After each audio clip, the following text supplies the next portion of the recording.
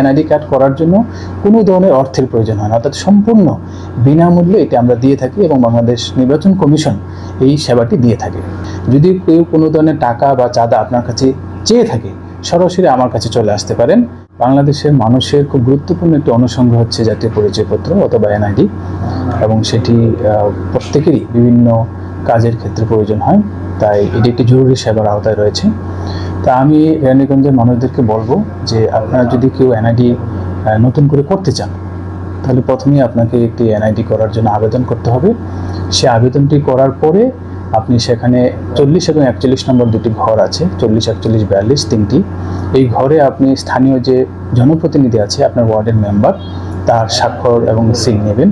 যদি তিনি না থাকেন তাহলে আপনি সংরক্ষিত আসনের মহিলা সদস্য অথবা প্রশাসক, অর্থাৎ ইউনিয়ন পরিষদের প্রশাসক বা চেয়ারম্যান, তাদের কাছ থেকে স্বাক্ষর নিতে পারবেন। এছাড়া 34 এবং 35 নম্বর একটি কলাম আছে, ঘর আছে, সেখানে হচ্ছে আপনি আপনার পরিবারের একজন সদস্যের এনআইডি এবং স্বাক্ষর নেবেন। এটা হচ্ছে আপনার মূল কাজ। এছাড়া আপনার কিছু সাপোর্টিং ডকুমেন্ট দিতে হয়, সেগুলো হচ্ছে আপনার এটি জন্ম নিবন্ধন লাগবে, আপনার বাবা মার এনআইডি কার্ড, যদি বাবা মা বেঁচে না থাকে তাহলে তাদের মৃত্যু সনদ, আপনার জাতীয় পরিচয়পত্রের জন্য ওই নাগরিক সনদ, এবং আপনার যে ইউটিলিটি বিল অর্থাৎ বাসার বিদ্যুৎ বিলের কপি থাকতে পারে, খাজনা রসিদ থাকতে পারে, সেটা আপনি দেবেন। এর বাইরে অন্য কোনো ডকুমেন্টের প্রয়োজন নেই যদি আপনি কেরানীগঞ্জের বাসিন্দা হয়ে থাকেন। যদি কেরানীগঞ্জে আপনি থাকেন বাট এখানকার স্থায়ী বাসিন্দা নন, সেক্ষেত্রে আপনি সেখানকার বাড়ি ভাড়ার চুক্তিপত্রটা সাথে দিতে পারেন। এই ব্যতীত কোনো ধরনের ডকুমেন্টের প্রয়োজন হয় না। এনআইডি কার্ড করার জন্য কোনো ধরনের অর্থের প্রয়োজন হয় না, অর্থাৎ সম্পূর্ণ বিনামূল্যে এটা আমরা দিয়ে থাকি এবং বাংলাদেশ নির্বাচন কমিশন এই সেবাটি দিয়ে থাকে। যারাই নতুন এনআইডি কার্ড করবেন তারা কোনো ধরনের দালাল চক্রের খপ্পরে পড়বেন না, এবং সরাসরি আমার দরজা আপনাদের জন্য সবসময় খোলা থাকবে। যদি কেউ কোনো ধরনের টাকা বা চাঁদা আপনার কাছে চেয়ে থাকে, সরাসরি আমার কাছে চলে আসতে পারেন। আমি আপনাকে নিশ্চয়তা দিচ্ছি যে এনআইডি কার্ড করার জন্য কোনো ধরনের আর্থিক খরচ আপনার করতে হবে না, সম্পূর্ণ বিনামূল্যে আপনি এই সেবাটি আমাদের কাছ থেকে পেয়ে থাকবেন। এবং আমাদের ইলেকশনের কারণে কিছুটা সময় আমাদের সেবা বিঘ্নিত হয়েছিল, যেহেতু একটি বড় ধরনের নির্বাচন ছিল।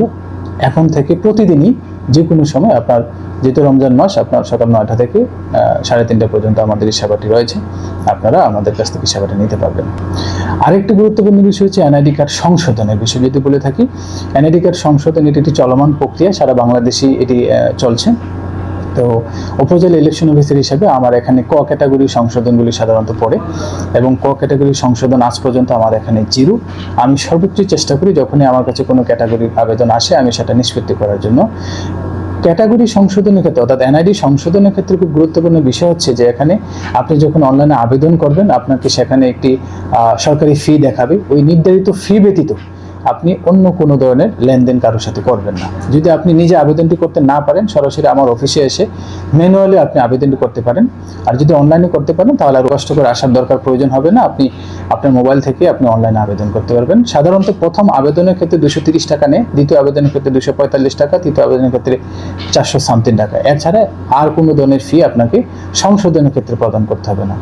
এর বেশি কোনো অর্থ যদি কেউ চেয়ে থাকে বা আপনি যদি কোনো মাধ্যমে যান, তাহলে আপনি প্রতারিত হতে পারেন। আমি মনে করব যে আপনি নিজে আবেদনটি করেন, যদি না পারেন সরাসরি আমার অফিসে এসে আপনি আবেদন করতে পারবেন। সুতরাং সকল কেরানীগঞ্জের সকল জনসাধারণের প্রতি আমার রিকোয়েস্ট থাকবে যে আপনারা নিজে সচেতন হবেন এবং সচেতন হয়ে অন্যকে সচেতন করবেন।